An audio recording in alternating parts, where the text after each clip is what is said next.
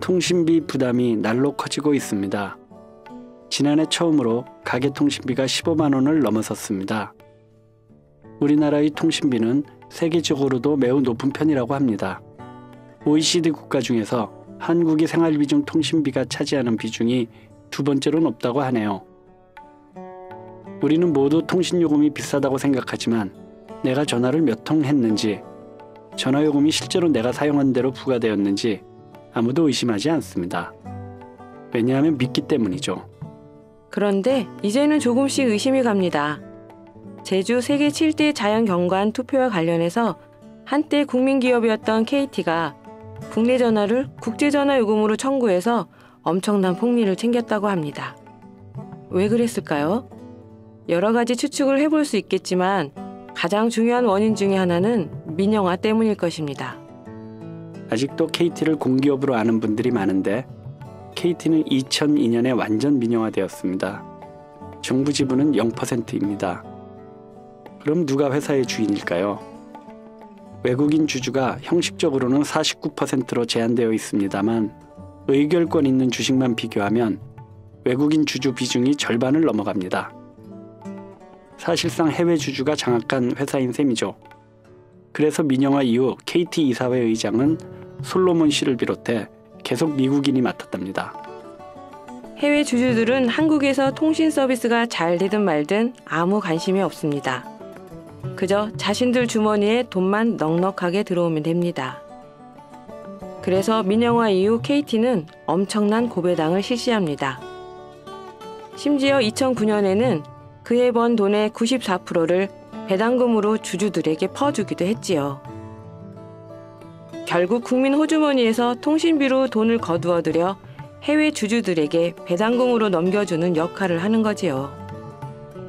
이렇게 해외 주주들한테 고배당을 한 대가로 KT 경영진들은 엄청난 성과금을 챙겼답니다. 2010년에는 한 해 임원진 보수를 123% 올리기도 했을 정도니까요. 그리고 실적이 조금 나빠지자 이제는 부동산까지 팔고 있습니다. 그것도 아주 헐값으로 말이죠. 지난해 KT는 전화국 건물 20개를 4,703억 원에 팔았는데요. 판 건물들을 KT가 다시 10년간 임대해서 쓰기로 계약을 했는데 10년치 임대료가 4,044억 원이라네요. 당장 돈 때문에 필요한 건물들을 헐값에 판 셈이죠. 그런데 이런 일을 하는 경영진들은 하나같이 낙하산입니다. 이석채 회장, 석호익 전 부회장, 김은혜 전무 등등 쟁쟁한 MB의 낙하산들이지요. 한마디로 통신 서비스를 저렴하게 제공하기 위해 민영화를 한다던 약속은 공연불이 되었고 결과적으로 국민들은 비싼 통신비를 내야 합니다. 그리고 해외 주주들과 낙하산 경영진들은 국민 호주머니에서 나온 통화료를 갖고 흥청망청 돈잔치를 벌이는 게 민영 KT의 현실입니다. 그런데 문제는 통신만 이런 게 아니라는 거죠. 민영 지하철인 서울 9호선에서는 요금 폭탄 인상이 예고되고 있습니다. 맥쿼리라는 미국계 회사가 자신들의 이익을 위해서 지하철 요금 500원 인상을 하겠다고 계속 우기고 있습니다. 이렇듯 통신, 지하철 등 국민 생활에 막대한 영향을 미치는 사회 공공부문을 민간에 맡겨서는 안 됩니다. 민영화로 정치인 자신들은 낙하산 인사로 짭짤하게 한미천 챙기는지 몰라도 요금이 비싸도 울며 겨자 먹기로 이용할 수밖에 없는 국민들은 요금 부담에 허리가 휘청거립니다. 그런데 이명박 대통령은 임기 말에 KTX까지 팔겠다고 나섰네요. 더 이상 국민 생활에 직결된 공공부문의 민영화는 절대로 안 됩니다. KT도 다시 재공기업화해서 통신비 대폭 내려야 합니다. 국민들이 국회의원들에게 이러한 정책을 강력히 요구해야 합니다.